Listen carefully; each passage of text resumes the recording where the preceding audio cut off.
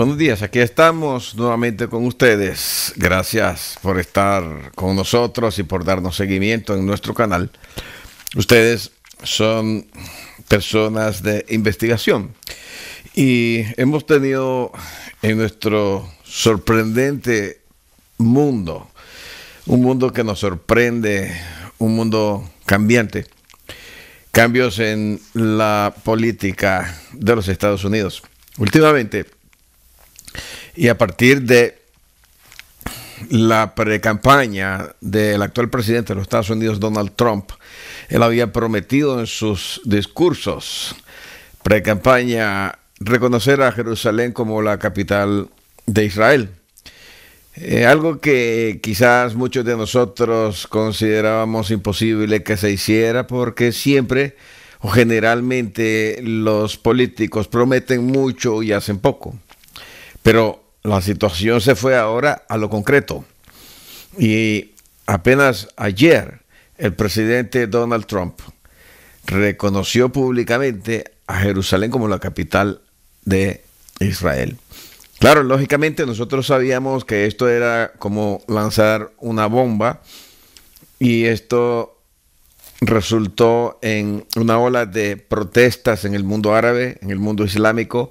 Muchos líderes también de Occidente están en contra de la determinación del presidente Donald Trump y hay consecuencias posiblemente políticas que quizás no han sido previstas, tal vez podemos imaginarnos, pero nunca vamos a tener una idea global de cómo realmente va a ser o qué es lo que realmente va a suceder después de esto.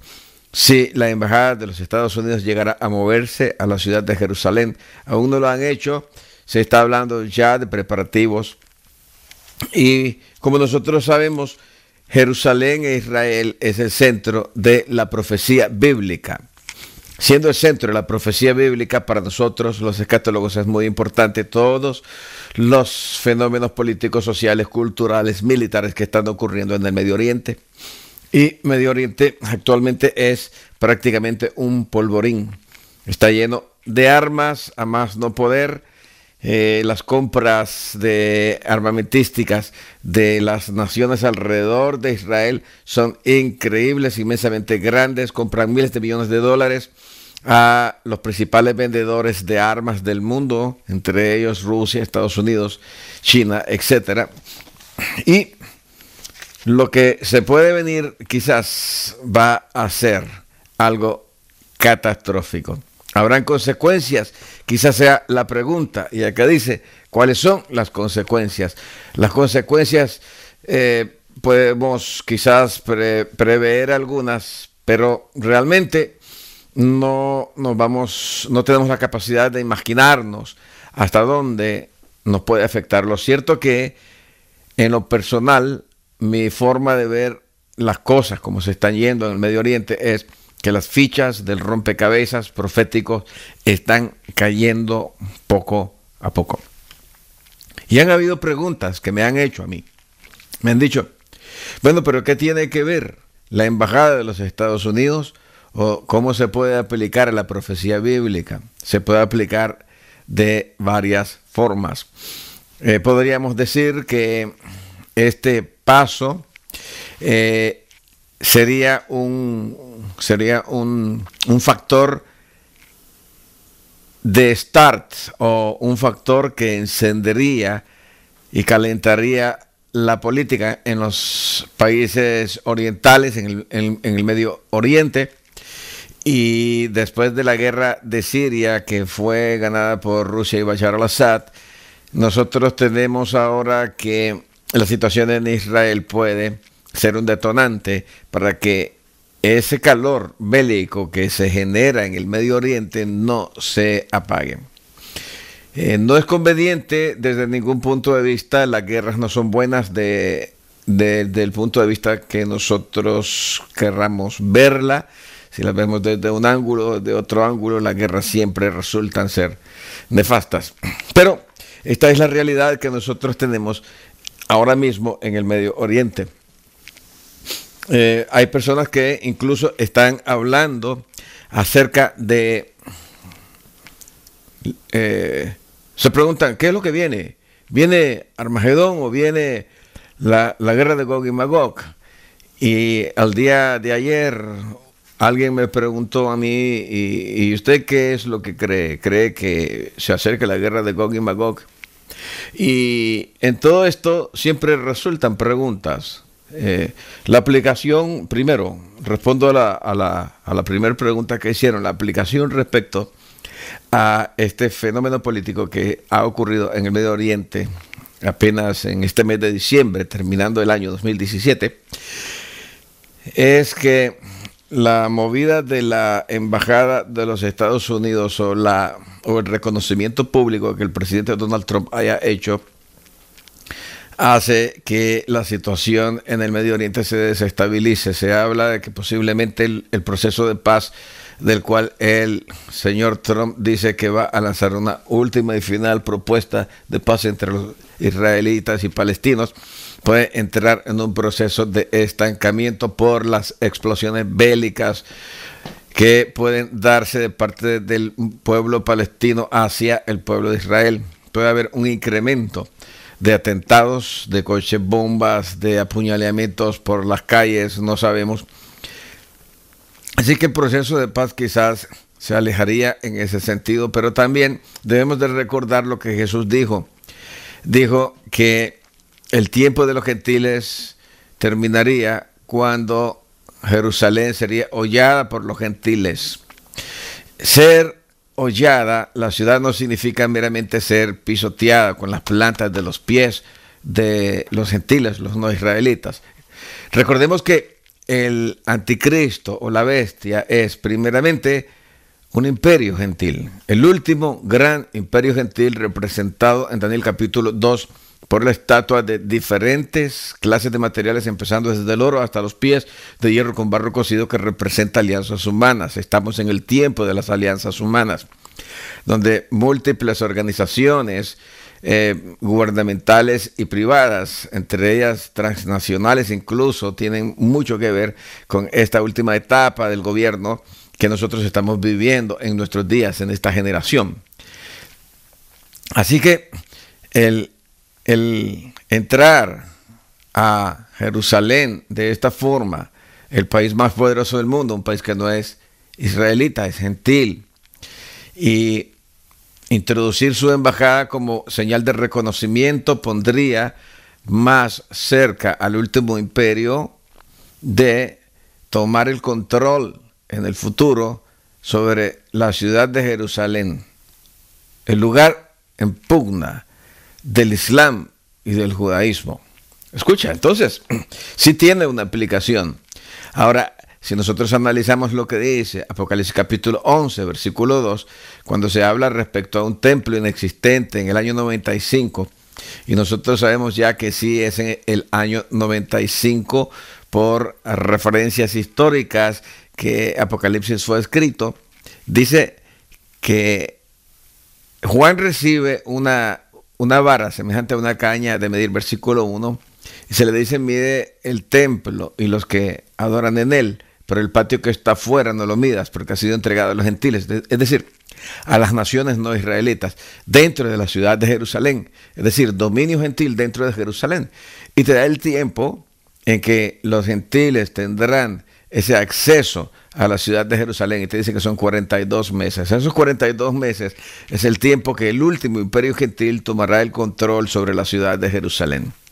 Entonces sí tiene aplicación. Yo pregunto quién es la cabeza del último imperio gentil, un imperio compuesto.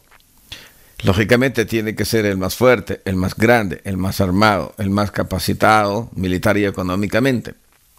Ahora, bien, con respecto a si lo que se acerca es la guerra de Gog y Magog, tendríamos nosotros que analizar las posiciones teológicas de la escuela amileniarista.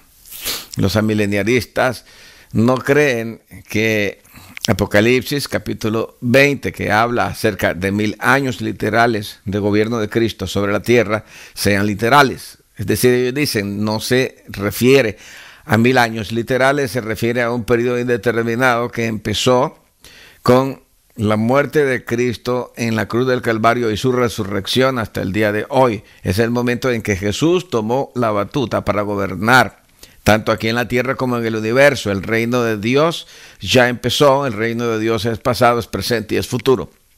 Y por lo tanto, el milenio lleva ahora para ellos, de una manera figurativa, 2000 años. Claro, esto suena como una contradicción porque ¿cómo puede ser un milenio 2000 años?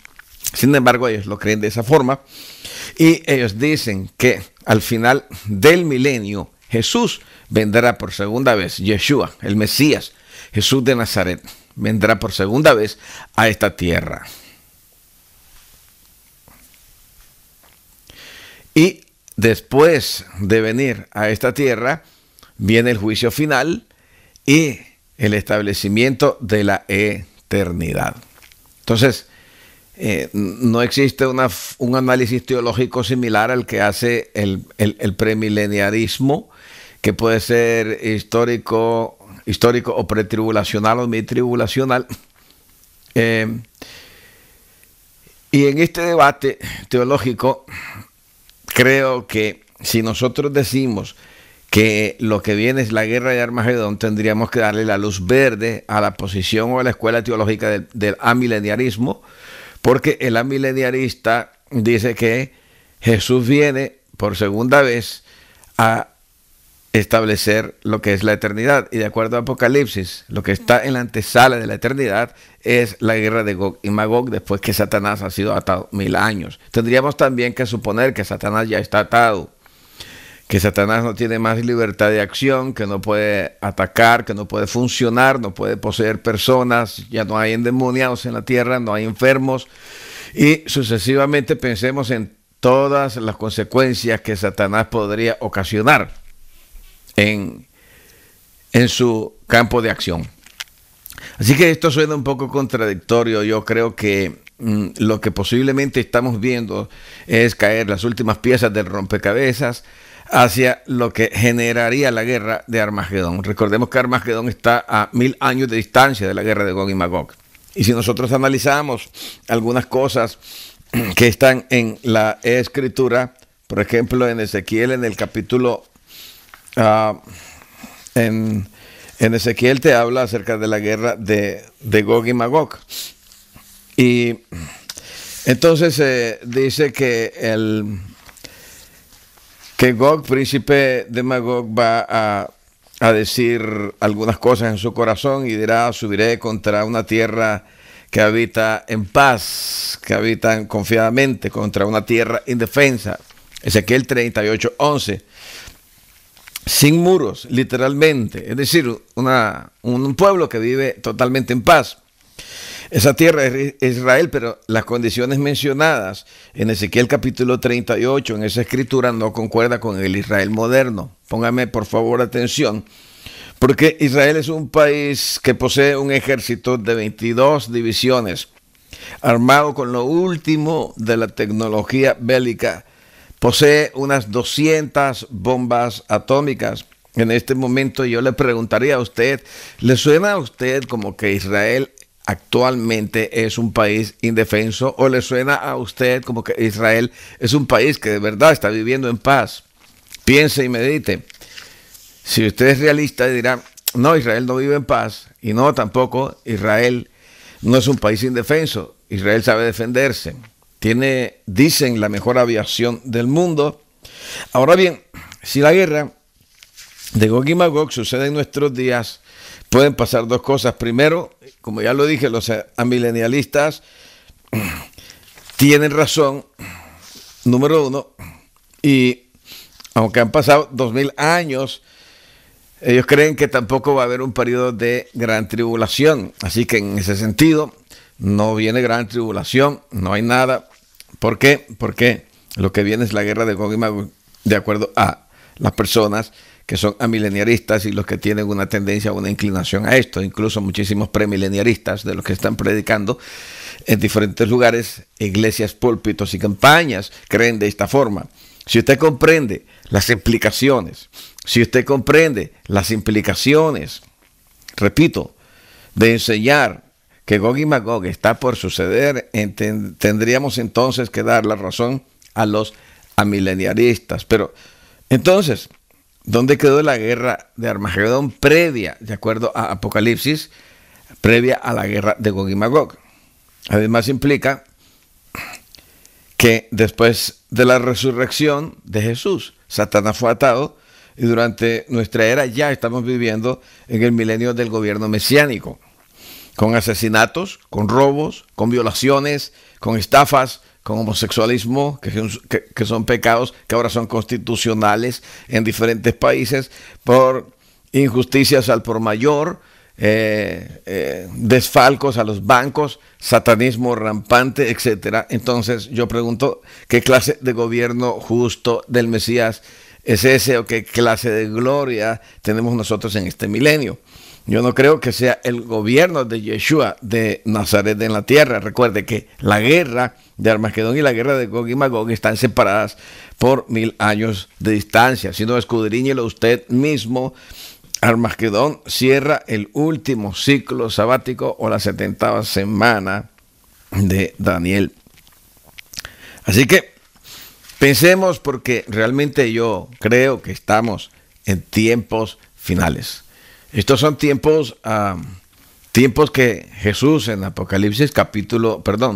en Mateo capítulo 24 y Lucas capítulo 21, que yo llamo el Apocalipsis del Señor Jesús, habla de los principios de dolores. Y cuando una mujer entra en los dolores de parto, lo que falta para que nazca el niño son simplemente horas. Así es que no crea que esto va a ser algo largo. Estaremos en principios de dolores, sí, y algunas personas ven incluso el libro de Apocalipsis y todas las cosas que están en Apocalipsis, que dura también 7 años, un periodo relativamente corto, pero un periodo largo, ¿verdad? Si lo vemos nosotros desde el punto de vista humano, pero relativamente corto, en donde la Tierra, el planeta, sufre la humanidad, sufre la creación, sufre la naturaleza, como está sufriendo también en este tiempo. Desde hace ya más de 6 años, el Océano Pacífico está siendo contaminado con agua radioactiva que ya ha contaminado prácticamente todo el Océano Pacífico y está metiéndose a otros océanos como el Océano Índico, qué sé yo, y está causando un efecto destructivo en la fauna marina. Eso está en la información regado por toda la net. Usted puede comprobarlo, investíguelo por usted mismo. Y una de las cosas que nosotros nos preguntamos es, ¿pero qué pasó? Si la contaminación parcial del océano, que está dentro de un contexto apocalíptico, sucede a la altura del toque del primero y la segunda trompeta.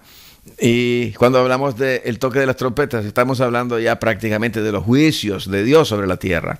¿Por qué entonces ya el mar Pacífico tiene altos grados de radiación? ¿Qué es lo que está pasando? Porque están muriendo millones y millones de toneladas, porque lo miden no en unidades, en peces, ¿verdad? Individualmente, sino en toneladas de peces, toneladas de focas, toneladas de animales alrededor del mundo.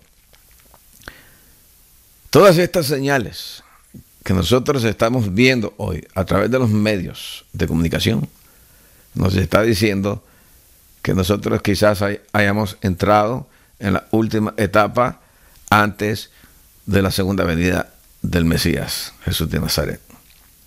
El fenómeno del reconocimiento de Jerusalén como la capital de Israel puede ser una de las claves para que nosotros podamos determinar si de verdad estamos o no en los últimos tiempos. Yo creo que no solamente la iglesia, sino las personas que nunca han considerado a Dios seriamente deben de empezar a considerarlo.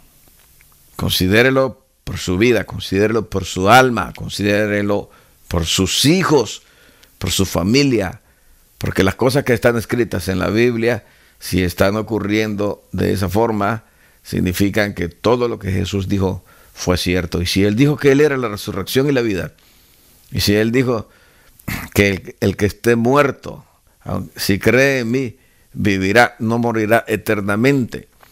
Jesús dijo claramente que Él le resucitaría en el día postrero. Si Él lo dijo y si las cosas que están en la Biblia son ciertas, por favor haga un stop en su vida, haga un alto y medite en estas palabras.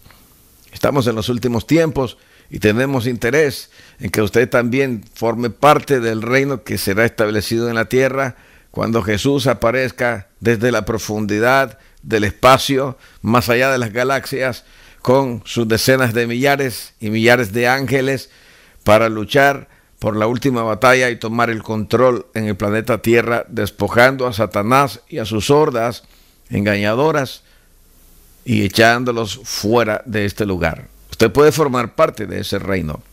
Ahora, ¿de qué estamos hablando? Cuando Jesús aparezca, se librará la guerra de Armagedón. Las naciones de la tierra estarán reunidos allá en el Medio Oriente, en Israel. Todos los ejércitos del mundo, dice la Escritura, no lo dicen las noticias, estarán convergiendo en ese lugar. Cuando Jesús aparezca en el cielo, lo que ya se ha hablado anteriormente en diferentes administraciones acá en este país, Estados Unidos, y en el Foro Mundial de la ONU, se ha hablado de la necesidad de la unidad para combatir la amenaza extraterrestre.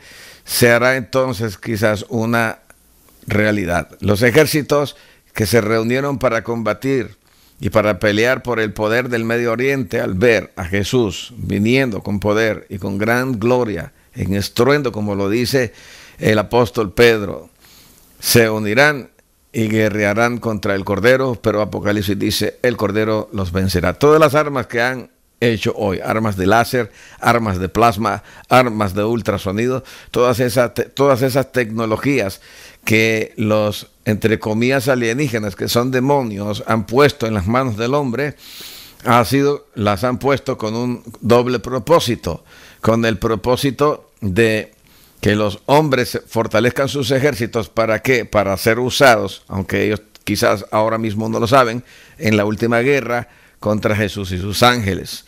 Porque los alienígenas, entre comillas, demonios, piensan que con esas armas que son de tecnología celestial pueden derrotar a Jesús en su segunda venida. Una utopía que yo no creo que suceda de esa forma. Jesús es vencedor y nosotros estamos del lado del vencedor. Estuvo con ustedes su amigo, el doctor Alfredo Alegría. Los espero hasta la próxima.